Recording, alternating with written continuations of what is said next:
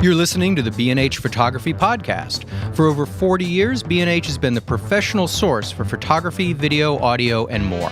For your favorite gear, news, and reviews, visit us at bnh.com or download the B&H app to your iPhone or Android device. Now here's your host, Alan Weitz.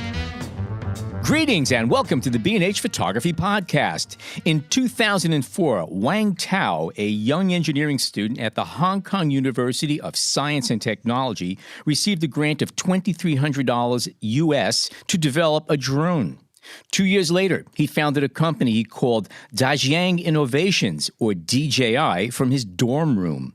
This year, DJI became a majority stockholder in Hasselblad. Need I say more? Our guests today via Skype are two photographers who have incorporated drones into their photographic work. Miles Morgan is a pilot by trade who has embraced landscape photography with a passion. His work is painterly, and he makes no bones about his use of Photoshop in creating his landscapes. Ryan Dyar is making his second appearance on the show. He, too, has been fortunate enough to find his niche as a working photographer and earns his living doing what he enjoys doing, taking pictures and running workshops on taking pictures. Both Ryan and Miles are from the northwest corner of the lower 48 states, which is arguably one of the prettiest places on the planet. Welcome, gentlemen. Hey, thank you so much. Yeah, thanks for having me again. It's a pleasure. Yeah, thanks. It's a pleasure being had, as they say, right? What I figure is you've really scraped the bottom of the barrel if you have us on. So I'm sorry you ran out of qualified guests. And me twice. This must be some sort of tax write-off I don't know about. Well, Photo Plus starts this week, man. So everybody else is busy, so we took what was left there, Yeah, smart move. Anyway, let's just start off. Each of you started off as ground-based photographers, and I'd like to know what made you go airborne. What was the aha moment for each of you? And you could fight amongst yourselves about who goes first. For me, it was a little bit of laziness. Not wanting to hike miles and miles and thousands of feet in elevation. I can just, do it from the ground. And that was kind of intriguing at first, but it's a new challenge. It's something different. It's a little bit more fast paced considering the battery life you're left to deal with, and it's just a whole new challenge. So that's the thing that keeps me entertained with it. What percentage of your current work is a traditional camera versus drone? How would you break it down percentage-wise? Of what I'm doing right now, like as of this year and last year, I'd say probably 40% is drone. Oh, wow. Wow, okay. Okay, so it's a new toy, eh? Yeah, it really is. Okay. And I've broken the toys to. Oh, we're gonna get to that part of it. Oh yeah, we have a whole chapter on that. What was like the learning curve? I mean, did you start out with a smaller drone just to learn to fly it first before you started putting expensive cameras on it? Yeah, I mean, I still don't have like a really big drone where, I'm hauling around a D800. Mm-hmm. But yeah, it started as small drones, and the learning curve was learning to fly it. Mm-hmm. As Miles knows, I lost one in the Rockies a few years ago, right in front of him, and I've not lived that one down yet. So, lost it in what sense? I mean, smashed into something, or just over a cliff and never saw it again, or over a cliff, never saw it again. Oh, cool. But while I'm bragging to a pilot about my flying skills, right? Of course. And actually, that's what got me into drone flying. Is he pulled out his drone for the first time, and I thought, okay, I've been kind of wanting to see this. As a pilot, I find it intriguing that you can kind of combine the two things that I do into one thing. So he pulls out his drone and takes off. And within a minute, I'm looking at his viewfinder and seeing the perspective change and thinking, holy cow, you can get shots that you simply can't get on the ground. And that changes the game completely for me. And then he promptly flew away into Never Never Land, and the drone was gone forever. And I thought, this is awesome. Anything that costs Ryan $1,000 just to blink is my type of thing. Well, let me ask, did you ever take aerial photos? I mean, you must have. I did a little bit. I did a couple of shots from the jump seat of an airplane. As I was leaving Portland early on when I first started shooting. And those came out exceptionally average, like all my shots. But I've done a couple of helicopter flights, particularly in Iceland, when the volcano was going off there. I did some helicopter over the top of that, and that was, fantastic. Again, that same thing, the looking down perspective, which you don't get from the ground-based photography. So I had a little bit of experience with that, but it wasn't anything at all like the drone, where one, it's a lot cheaper to fly the drone, and two, you can be a lot more precise. Oh, interesting. And how so? Well, it's with the helicopter, you're kind of restricted from getting in too close to things. With the drone, you can get, not people, but if you get right down on a landscape, you can zoom right into something that with a helicopter, it would be unsafe to do. With a drone, you can kind of cruise around over the top of a creek bed, for example. You can still fly in the canopy of the trees and move around and get all sorts of different angles. Well, you could do that on a helicopter too. It's just that you're going to raise chaos in the ground. If you try to go over a gentle stream in a Bell Jet Ranger, it's like everything. It's going to be like a tornado hit, because I've tried it. It'll be your last flight. Yeah. And what about in the sense of the thought process? Is it similar when you're, let's say, up in a helicopter and you're looking out and you want to decide what you're going to shoot, or is looking at the screen and the drone? Does it change things significantly, other than the safety aspects and where you can get your drone into? The thought process is a decent amount different, simply because of the technical obstacles that you have shooting out of a helicopter. You have to shoot extremely fast shutter speeds because the thing's vibrating. Whether you've got your vibration reduction on or not, you need to be up about 1/500th of a second or faster. In the drone, you can get nice and stable if it's not too windy, and slow it down to a couple seconds. So it completely changes how you think about what types of shots you can get, depending on what you're flying in or with. I would imagine there's another difference also, is that when you're shooting through a handheld camera on a tripod, you're not only looking through the finder or at the screen, but you're also looking around, because you're basically there with the camera.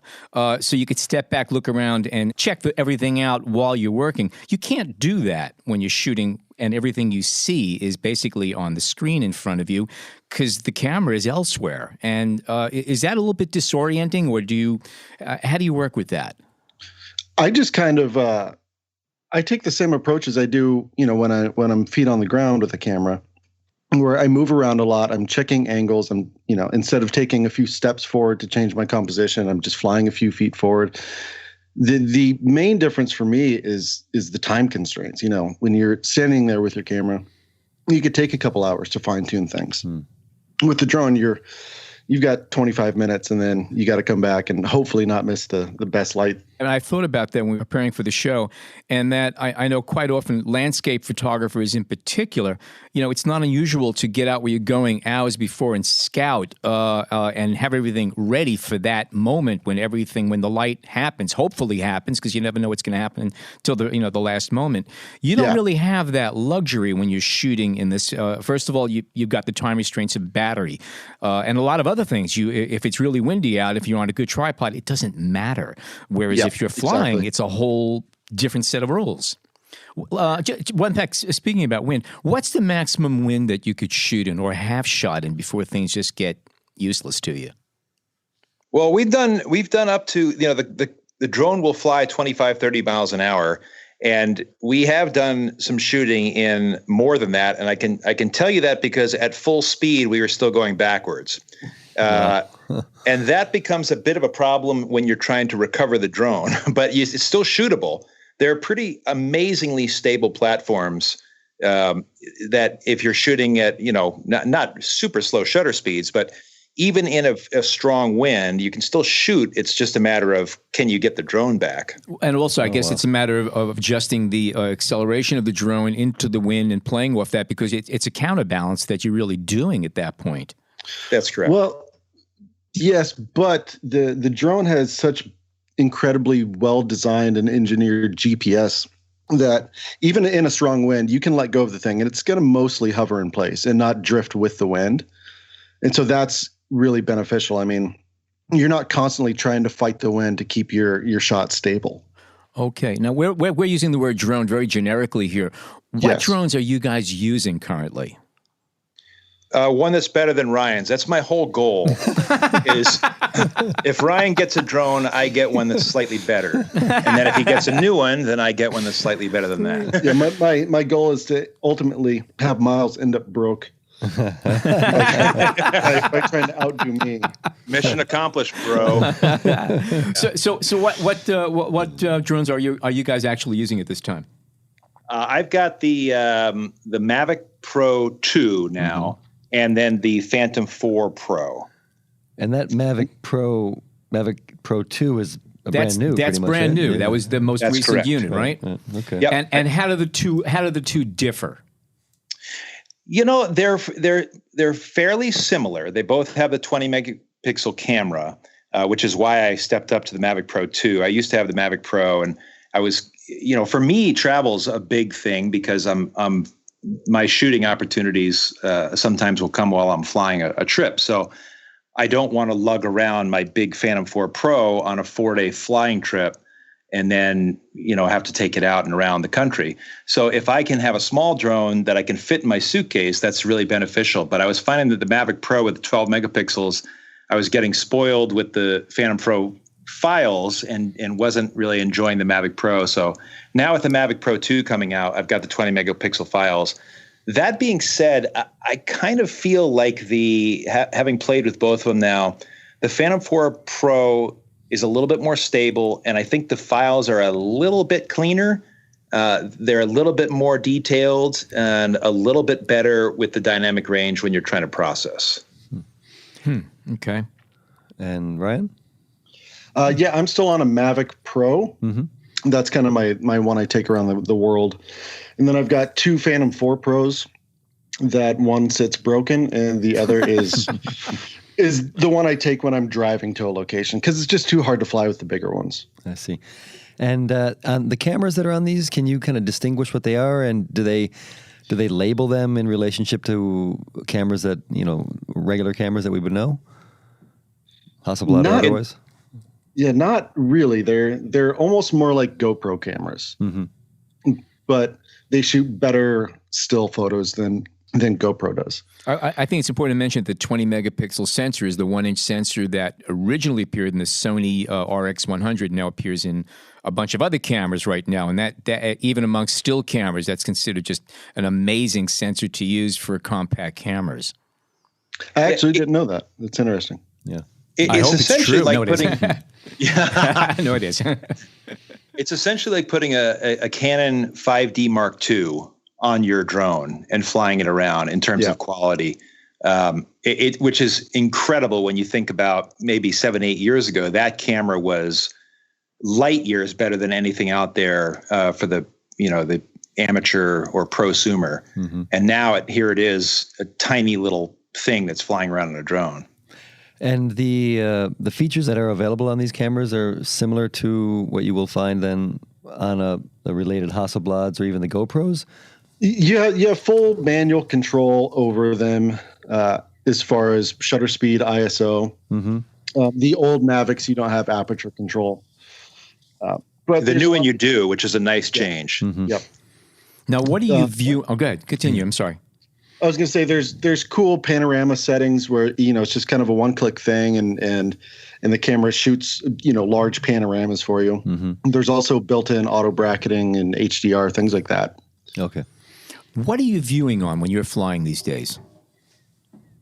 iPhone for me. Okay. Same for me. Yep. Okay. Yep. Have you tried goggles? Yeah.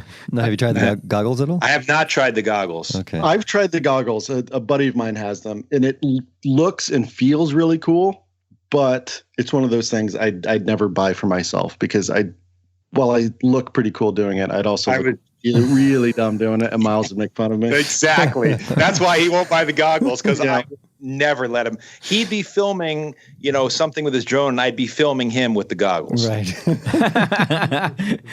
Also, I think you're probably more likely to step off the edge of a cliff if you're wearing goggles rather than holding a phone in your hand. Am I right or wrong about that? Yes. Absolutely. You got to be careful, because I'm assuming you're often flying in places that are kind of rugged. Yes. Yeah, and the one cool thing about the goggles for me when I tried them was that you can control the direction of the drone and the camera by where you turn your head, which is kind of cool. But again, if you're standing on a cliff at the ocean, Yeah. I'm going to go overboard, and Miles is going to film me going overboard and go viral on YouTube. So how often, Let's get something clear though, because Ryan talks about how he's on the precipice of disaster when he's shooting and in the brink of all these incredible places. When Ryan is filming with his drone, he is in the car with the heater on. That's how he rolls. And who's sitting right next to me? who's tuning the radio? Your cat. Yeah. Your cat. So it sounds like you guys are shooting a lot together out there. Unfortunately. Well, we're actually broadcasting from the company sauna. I don't know if you know that, but Well, actually, how do you guys organize your trips? I'm assuming that you're not always shooting together. So whenever one of you is, or Miles, whenever you're flying to a space that's nearby, or do you guys live nearby, or how do you coordinate your trips? Miles, take that one. You're the coordinator of the trips mostly. Usually we try to find. Both of us have pretty busy lives with family stuff, and so we try hard to figure out times. And hey, can you get a week off here? Can you get a week off there? And then once we've kind of found a time that we think we can work with, then we start to try to figure out, okay, well, what would be a good place to go during that week for the conditions? So if it's fall color, hey, let's head down to the Eastern Sierras. If it's going to be summer thunderstorms, let's go down to Colorado. If it's, not too terribly weird or hot or cold, let's go down to the desert. And so once we've kind of got that organized, then we just get an itinerary based on different areas in those locations that we want to go see. And then the day before the trip, we go, let's scrap those plans and go someplace else. And have you picked out spots now specifically because you're shooting drones that you might not have otherwise? Yeah, our whole last trip down to Utah was 100% drone. Did we even bring a camera? I brought mine. We did bring your camera. We brought the D850s. I took 3 files with my D850. Jeez. Wow. Yeah, it was basically a drone trip. Okay. And Ryan was saying he shoots about 40% drone. I'm about 70% drone now. Wow. In what's the time span that you've kind of switched over, or I don't want to say switched over, but now that you're incorporating drones, or how long have you been incorporating drones?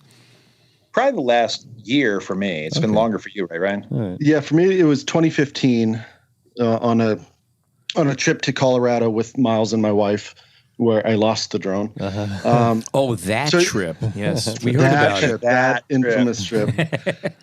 So it's it wasn't an immediate takeover for me. It wasn't like, oh my God, I've found the new thing for me. It was slowly incorporated, but I've fallen more and more in love with it and the challenges that it brings. So, it's really grown on me, and I'd probably shoot a lot more drone stuff. I'd probably be closer to 70% of my work being drone stuff if I could travel with my Phantom 4 Pro super easily.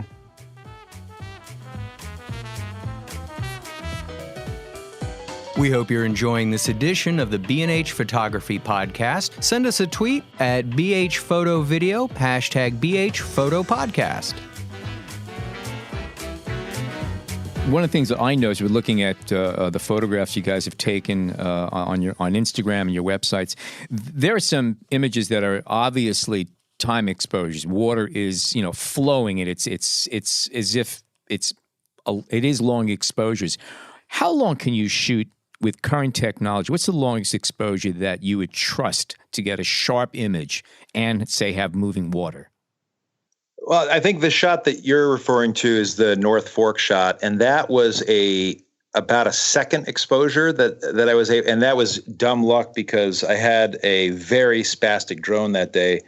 That I don't know if it just didn't hook up to the GPS or what, but it was not hovering, so it was in constant motion, which is exceptionally stressful when you're in a lot of trees. But it was I got one sharp file of the water, and that was at about a second. I think I was trying to go to 2 seconds and didn't get anything that was stable. And a lot of that's going to depend on how windy it is. If it's calm conditions, you could probably get 2 seconds out of it with an ND filter. but otherwise half second to a second is probably as long as you're going to get lucky to get. Okay. And so you guys are using ND filters on these cameras? Or Yes. At times? Yep. Yeah. Yep. And polarizers. Okay. So Yep. in kind of incorporating what you might call your normal style of photography, but just with a drone. Yeah. Yeah, Go ahead, buddy. I was going to say, for me, the drone does not mean I'm shooting differently necessarily. I'm not after a different type of photo all the time. I'm just after a little bit different perspectives. Right. And so, the shooting style is really the same for me. And can you talk about some of those perspectives, or at least what you found to be perspectives that you're enjoying with the drone, or what you'd like to get that you haven't yet gotten? When you shoot from the ground, a lot of the times on the ground, your sense of scale is different. Mm-hmm. Your sense of depth is different. You're not seeing the entire landscape when you're on the landscape. And so being up above it, really gives you a sense of how big or how detailed or a sense of the geology around the subject. Is it possible to know what you want to shoot with your drone before you get it up there? That's where Google Earth is a really, really useful tool. Interesting. Yeah. Right. Yeah, it's great. I was going to ask you if you actually go and scope out these places that you're going to using these airborne maps beforehand. It seems to me it'd be silly not to. Yeah, Miles, when we went to Utah, you were scouring Google Earth for months. Yeah, before. you can get great ideas of bird's eye shots from Google Earth. You can also sort of get a sense of what the landscape might hold for just more straight on shots. But you definitely want to be doing as much scouting as you can, and Google Earth is critical for that. But even once you get on location, battery life issues are significant, and you have about a 30-minute battery. Well, if you're flying to a place that's a mile away, you're going to use 10% of your battery getting there, 10% of your battery getting back. You may only have 10 to 15 minutes on location. Wow. So you're trying to time all this stuff. And so I like to get there just like you do when you're shooting with the ground-based camera. Get there really early and fly. Try to find some comps. Go out, fly a battery or two, go find some comps, come back, try to recharge your battery, and then when the light's good, then you hopefully have a general sense of where you're trying to get to. Although I have found that I am incredibly good at forgetting what I have scouted. So flying off the wrong how many direction. batteries do you carry with you, and how do you recharge them when you're out on location? We're normally carrying around 5 each, but then constantly cycling them. So as we fly one, burn that battery, we fly back, put that one on a charger, grab the next one. So it's this constant cycle of flying and recharging and flying and recharging. And what's your charge device? Because I imagine you're not always near an outlet to plug into. What are you using as a power source? We're both using these big Goal Zero batteries. It's almost like a car battery type of size, but it's got all the inverters built into it. Right. Okay. Right. All right. Yeah. And, If you're traveling, you can charge with a car charger with a cigarette lighter. Yep. I've only got 3 batteries. Ryan's clearly compensating for something with his 5. Well, according to your logic, you have to buy 6 now. Oh, That's true. And I'm trying to make you go broke. you guys totally need your own podcast. you definitely. Let me ask. So it sounds like sometimes you're sending these drones a mile away. Are you usually not able to see the drone when you're photographing? Well, we would never do that because it's required by the FAA to be line of sight. Oh, really? Yep. Okay. All right. Yes. With the binoculars that we carry and the scouting pilot, we can see it up to like 3 miles. I think the farthest we've done is 3 miles. That's incredible. Okay. Wow. And how high will the drone go? We're told it'll go 1,600 feet, but we would, again, never do that because 400 feet is the legal limit. Okay. Yes. Even out in the open, when you say you're out in the middle of the plains and you're not near a major airport or anything, you still have to stick to those limitations? That's correct. Okay. That's something I've been wondering about is that we're talking about landscape photography and comparing it to land-based photography. Drones have wider angle lenses, and as far as I know, that's pretty much what they all have. Do you find that a liability, or is it just something that a limitation that you work within? Are there times when you wish you were able to change the focal length of the cameras, of the lenses? Well, now they've got the Mavic Pro zoom, which I have not tried yet. And Ryan and I talked about which one are you going to get, because the zoom does sort of solve that problem. But we end up, I mean, the type of shooting that Ryan and I do is almost all wide angle anyway. And if you need to get into kind of a mid zoom, you can always just fly closer. You're not going to get the compression that you do by zooming in with a telephoto lens, but you can work around it because you're mobile. If you're the type of person that likes the more abstract-y shots, then you might find that the Mavic Pro Zoom is a better camera for you. But we're kind of wide-angle dudes, so Yeah. Is it Yeah, safe to assume that with the longer focal lengths, you're also narrowing your exposure parameters? You can't shoot 1 second if you're having a longer lens. Is that safe to assume? That would be safe to assume. I've not put it to the test because I've only flown the drones with the wide angle lens. But yeah, I mean that theory would hold true. Yeah. Because I'm not sure if the stabilization systems would, compensate automatically for the longer focal length, whether it's integrated or not. That's why I was asking. I doubt it, because I'm assuming that the stabilization system is working at max capacity all the time. Yeah. So I doubt that they would have some, hyper setting that would be effective more so than it would with the wider angle lens. I imagine 90% of people buying drones are doing it for video and not for serious landscape photography like Miles and I do. And so those long exposures probably aren't the first thing. It's not a big thing on DJI's mind, in my opinion. Yeah. And what about some of the the advanced techniques like focus stacking, perspective blending, things that you guys do with your land-based work? Is that possible at all with the drones? I've never tried to focus stack. I don't know how well that would work with the drone. Mm-hmm. And really, you're not getting close enough to your foreground subjects to really need to focus stack, because there's so much propeller wash coming down that if you're getting really close to your foreground, you're blowing things all over and it's not looking great. That's true. Yeah. But as far as, exposure blending, things like that, I definitely bracket all my exposures with my drone. Hopefully I don't need to blend exposures, but oftentimes I do to overcome the dynamic range issues on the cameras on these drones. Yeah, definitely doing, a lot of pano shooting as well, so that you're stitching images together, particularly in the horizontal, left to right. But a lot of the stuff, the ND, for example, the ND filters that they make for these drones, I'm not sure if anybody else really uses those for still shots. It's supposed to be because it brings the frame rate down to make the video cleaner. Yeah. And it's not really, I don't think it's really designed for still shooting, but it kind of made sense to me. I thought, well, I wonder if you can get kind of the dreamy long exposure water shots. And so I gave it a shot, and it seems to work for that purpose as well. But that's definitely not what it's supposed to be doing or designed for. Okay. How low a light can you shoot under? I know you could shoot at dusk, but how far can you push your limits? Yeah, Miles, you pushed it as far as either of us have when you shot that skyline the other day.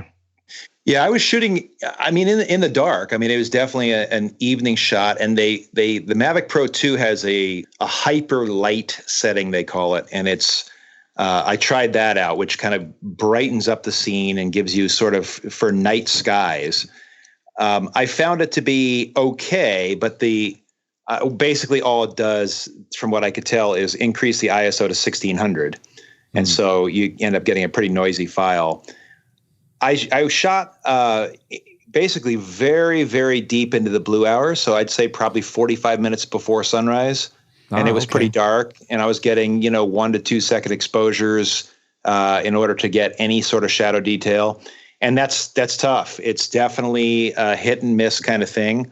You'll find that the drone stabilization is great, but if you're trying to move and shoot, consecutive shots for like a pano, you're best to get the drone in position, let it settle for a good 10 seconds. Don't move a thing, and then take the shot, because it's kind of doing these micro adjustments, which you wouldn't normally notice. But when you're trying to shoot, 2 or 3 seconds, it'll show up as blurry.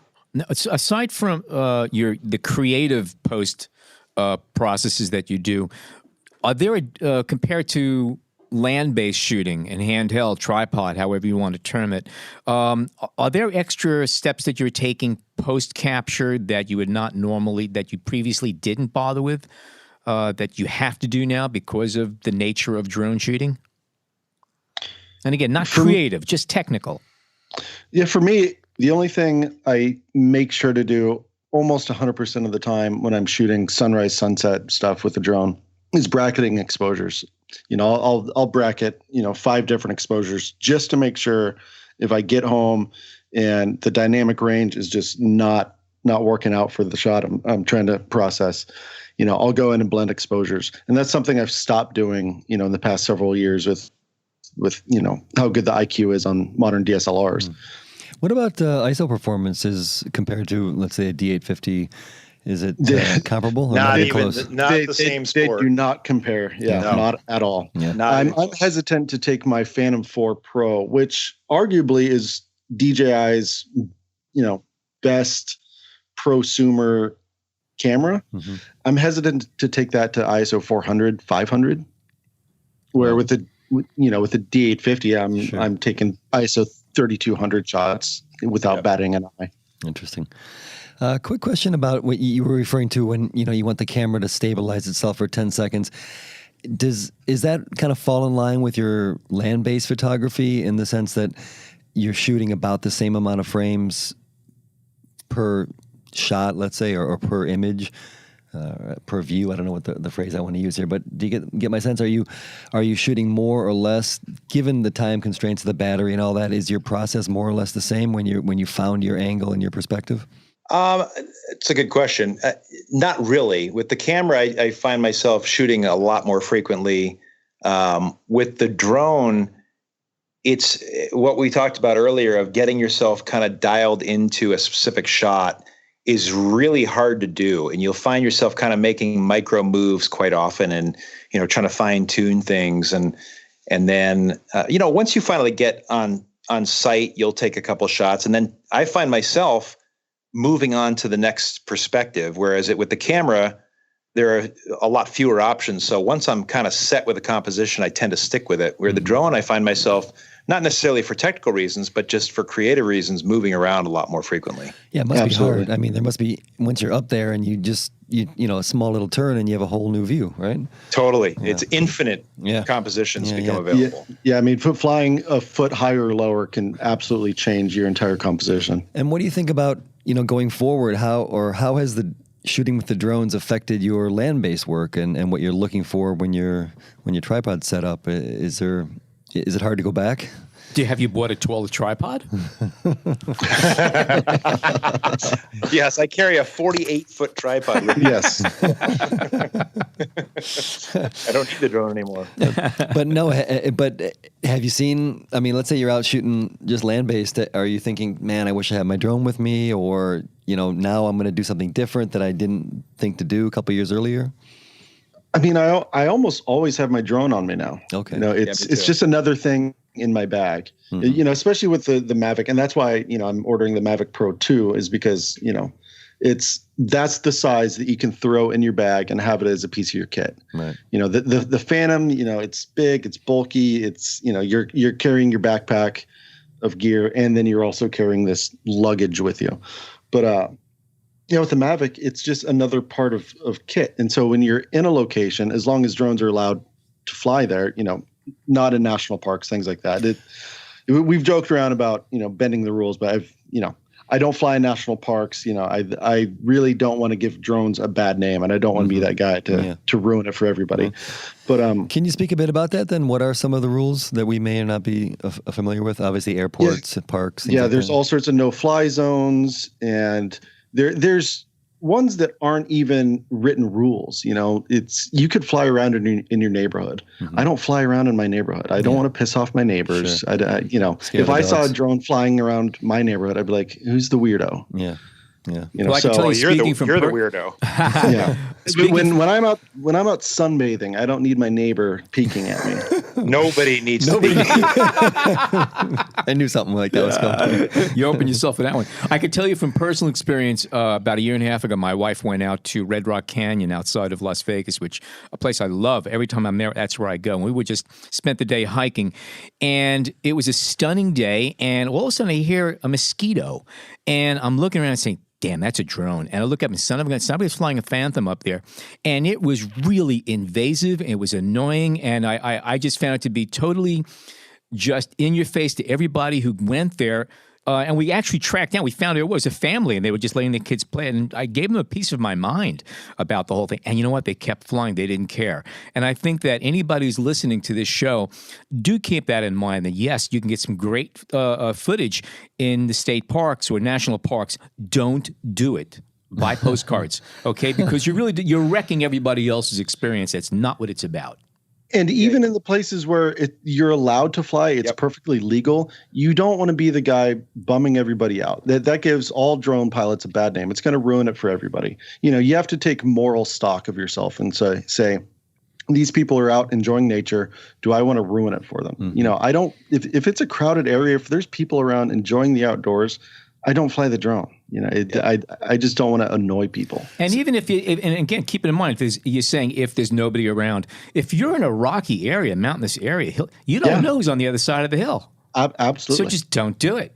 Yep. Yeah, I've had a couple. This is probably the most important point that's being brought up today is, I did a wedding, which don't ever do that, ever. I mean, I will never do that again. And it was only because it was a friend of mine. But this friend of mine is a pilot, and he asked me to do his wedding because I work cheap, which is free. And so I brought my drone, and I'm flying my drone with a group of 50 pilots. It's all pilots at this wedding. And I launched the drone up to take an aerial picture of everybody, and everybody goes, "Oh, cool, look at that." And they're waving. That lasted for 10 seconds. And then it became annoying to even a group of pilots. Mm-hmm. So if pilots can't find it to be interesting for more than 10 seconds, the average, Joe that's out there just trying to enjoy his day is going to find it extremely annoying.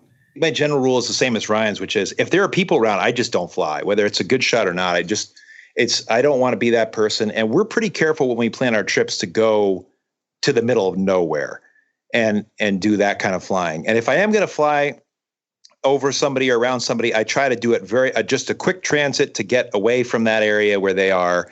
And if I am flying around and I happen to come across somebody, which I've done recently, I accidentally flew over some hot springs, and these poor 6 people were sitting in the hot springs, and I'm thinking, I get out of there as fast as I possibly can just to try to give them some privacy. That's creepy. You just, it was off. That's, what's weird is you asked me for that footage a while ago, and I didn't give it to you, so I don't know why you're. Well, I watch it while I'm sunbathing. Yeah. By the way, my workaround for weddings, I just put little GoPros on bottle rockets. 3 seconds and it's over. Nice. You get your shot and it's gone.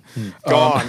So then, will you often you'll generally have both your land-based camera and your drones with you when you go out? Will you set them both up and be ready for kind of all possibilities, or do you tend to kind of do one or the other? I just went shooting last week in upstate New York, and had the camera, had the drone, fully intending to do mostly drone shooting because that's what I mostly do. And I took the drone up, and it didn't work. It wasn't the right tool for the environment I was in for what we were trying to shoot. So it's very location dependent. Some locations are great for the drone. Other ones are just better for the camera and the low kind of cool perspective. And there's a lot of things that you can do with the camera that you can't do with the drone. Getting super close to a foreground and making it big and dramatic and things like that. Well, I guess that kind of gets me back to a question I was raising earlier. Do you see any difference in the type of photos you're taking? More close-ups, more abstracts, anything along those lines that has come from the drone shooting? And has it carried over to your land-based? I feel like my style is still the same. Mm-hmm. It's just more of a perspective thing. I almost think of the drone as a different lens. Yeah. I'm still after a certain type of imagery. This just opens up the options a little bit more. It's another tool in your toolbox. That's what it is. Exactly. Yeah. I mean, there's drones have gotten really big, really quick, and we can scroll through Instagram and see a million shots looking straight down on some trees, which is that's fine and dandy, but that's not what a drone is for me. It's not going to change the type of imagery I'm making. It's just going to open up a few more options. And you'll see the people that are shooting if they're the type of folks that shoot a lot of abstracts with their camera, you'll see them shooting a lot of abstracts with the drone. If you see somebody that's shooting a lot of grand landscapes with the camera, you'll probably see them shooting a lot more grand landscapes with the drone than somebody else might. I'm assuming that if you're working in really cold weather, your batteries are not lasting a half hour. Yeah, that's absolutely correct. Keeping the batteries cool, keeping the batteries warm is a big thing, and the drone will let you know when your batteries are getting too cold. Are the drones themselves affected by temperatures, or is it just strictly the power supply? For me, it's been the power supply. And the power supply, yeah. Yeah.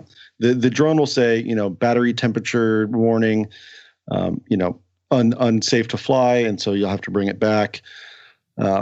Otherwise, I mean, Miles, we've flown in snow and rain, and the propellers do a pretty good job of blowing all that crap away from the drone. Incredible. So. Wow. I had a quick question about your work, your workshops that you do, Aaron. Anyway, do you teach drone photography now, or is that just something you're doing privately? Coincidentally enough, thank you for asking. My buddy Cody Wilson and I have a workshop we're doing that's pretty much mostly all about drones. It's in the Eastern Sierras, beginning of next year. And so it's kind of a new thing that we thought might be cool because, a lot of people are leading a lot of landscape photography tours and workshops, things like that. I do it. A lot of my colleagues do it. And so we were thinking, drones are getting so big so quick. This is an opportunity not only to, make some money. I mean, it's a business. We're trying to make money, but it's also a way to, try to teach drone photography in a way where we can show people the rights, the wrongs, things to avoid. A lot of the issues we've been talking about here, following the rules. And it's been a little bit of a logistical headache to get, permissions to run something like this. But, going through the proper protocols to set up a tour for drones where we're following all the rules and regulations, just that also shows that, we're trying to create morally responsible, drone photographers. Sure. That's very important what you mentioned. It's got to be done right. And anything that you would, what you're looking forward to trying, anything that you've thought to yourself, wow, I really want to get this type of shot and it's not available to me yet because of either the technology or the rules or any locations that you want to get that you're just hoping you can one day? Or perspectives. I would say that the desert southeast of the U.S. for me that would be the Southwest. That's what I meant. I was thinking about that. Okay, but you guys haven't heard of the desert southeast in Georgia? Oh, it's beautiful. Man. Yeah, Mississippi. The Mississippi. They call it the Delta, but it's really just a desert. We call it the moist desert. Probably get out a little bit more. I'm just saying. Yes, the desert Southwest. That's referring to. Thanks, Ryan. You got it, buddy. Yes, that area to me has got absolutely unlimited potential. And Ryan and I went down there, earlier last year, and we were limited only in the fact that we couldn't get our rental truck deep enough into where we wanted to go, where we had scouted. So that's the kind of thing that I'd like to go back and really get kind of off the grid with our trucks that are much more capable off-roaders, and get into some of these places that I've never seen shots of. But a lot of that is available with the technology that's there now. It's just a matter of, actually having a rig that's capable of getting out there to see it. And with the ever increasing restrictions on drones, which I'm totally okay with, I know they're annoying. The desert Southwest is just vast and empty, and you can get in the middle of nowhere really quick and, fly as much as you want without driving anybody nuts. Mm-hmm. Mm-hmm. What about overseas? Where have you shot with the drones, and where would you like to shoot? I go to Namibia once a year. I don't bring my drone because they're very strict with drones over there. So it's just not worth it to try. But I've flown all over Norway and parts of Iceland with mine. Yeah, I haven't really done much international with mine, just because I haven't done much international since I've started doing drone photography. But I have taken it to Hawaii a couple times and flown off the coast there, which is pretty neat. I was excited to try to get to the erupting volcano, which Ryan and I have shot, thanks to our friend Bruce Amori, quite a bit with the cameras. But they really, by the time we sort of got into that process, it was completely restricted from drone access or any sort of aircraft within 3,000 feet. So you couldn't get anywhere near it with a drone. And prior to that, it had been in the flow had been in the national park, and I'm not going to go fly in a national park. So I would love to have gotten a little bit of volcano shots with the drone, but it just wasn't legally accessible. So you're talking about increasing restrictions, Mm-hmm. And do you see that as a process that's kind of a pattern that's going to continue? You're going to see more restrictions and less possibilities? Yeah, I personally think so. I do too. Yep. Are these restrictions due to safety or noise, or is it a combination of the two? It's a little bit of both. And the fact that there's more people doing it. Yeah. From a pilot's perspective, it's no joke. There have been a few videos that some drone operators have taken that they fly right over commercial aircraft, and they think it's neat. And I read some comments online by people that say, well, wow, what a cool video. This is so cool. I want to try that. And regardless of the fact that it's completely illegal, there are unfortunately people out there that think that looks cool because they get a neat shot. I have seen, there's a study done of what a drone does to an airplane, and it is not pretty. Last week on what I think might have been Petapixel, I believe, were one of those sites, they showed a drone going into an aircraft wing. A Mooney. Yep. Yeah. And that Mooney's doing 100 miles an hour. Mm-hmm. I'm doing 300 to 400 when we're down at drone altitudes, depending on, the air temperature and stuff. And you get one of those into a wing or into an engine or through the cockpit window. Game over. And you could kill a whole lot of people real fast. And then it's not quite as funny anymore. No.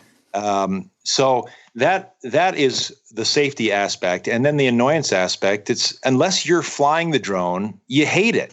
So there's going to be more and more communities that are saying, we don't want those anywhere near us. And I completely understand that. That's a real good point. Yeah. And I remember a couple of years ago, Amazon going, hey, our new thing is drone delivery. I live here in Seattle where Amazon's based, and it was all over the TV, this is our new thing, and we'll deliver by drone to your house. You can get it within minutes. And the FAA came in the next day after they announced that, and they said, no, you're not. You're not doing that. Aside from battery life, what would you like to see happening with drone technology that will just make your work better? And the camera better cameras. Dynamic range. That's it. I mean, if you could keep on going with the camera tech, and it's going to be, it's a little smaller and a little bit better camera tech, a little quieter, it'll be perfect. Yeah, I mean, if we can get, a Nikon D850 sensor into one of these things, I mean, I may throw my DSLR out the window. Mm. Yeah, right. it's coming. I wouldn't, but the Mavic Pro 2 is really, really close to what I would consider to be today's perfect drone. Yeah, and I mean, the distance they've come from the first DJI products to this is astonishing, and so I have to figure in the next 10 years they just continue to push the envelope and get better. And is DJI the only game in town for you guys anyway, or have you seen other companies? Have you worked with other drones? I've not personally. Mm-hmm. I haven't either. They're out there for sure, and I don't want to disparage them because I haven't tried them. But DJI, if you're a serious photographer, is kind of it. Mm-hmm.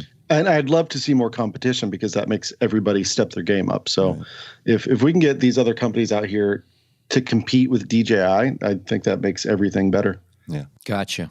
Ryan, Miles, thanks so much for joining us today. It was terrific talking with you, and definitely learned a thing or two about drones and where we are these days with them. Where can we find your site. Ryan, where people want to see your work, give us a little roundup of what's going on, your sites, your everything. Yeah, RyanDyer.com is the place you go for disappointment. I have mediocre images, and I teach people how to create mediocre images. Come on. And, that's about it. We know better. And Miles? It's a very original title, milesmorganphotography.com. And if you want to be one of my 4 Instagram followers, I think I'm Miles Morgan Photography on Instagram too. That's about it. By the way, both sites are really worth visiting. They're really, really good. Some wonderful imagery. These guys are the best. And thank you, guys. Workshops or kind of professional plugs you want to give? I teach processing on my website, instructional videos, things like that. That's kind of my forte. Mm-hmm. I lead a few workshops a year, not a lot. I go to Norway and Namibia, and we've got the new drone tour coming up early next year, so you can check that out. Okay. All on your site. I led one workshop with Ryan, and he never asked me to do another one, so that tells you how good I am at leading workshops. Guys are goofing around too much, probably. And if anybody would like to go sunbathing with you guys, where should Yep. Okay. Yep. Catch us in Austin next fall. All right. Yep. All right, so goes another show. For now, on behalf of Ryan, Miles, Wang Tao, Jason, John, and myself, thank you so much for tuning in today.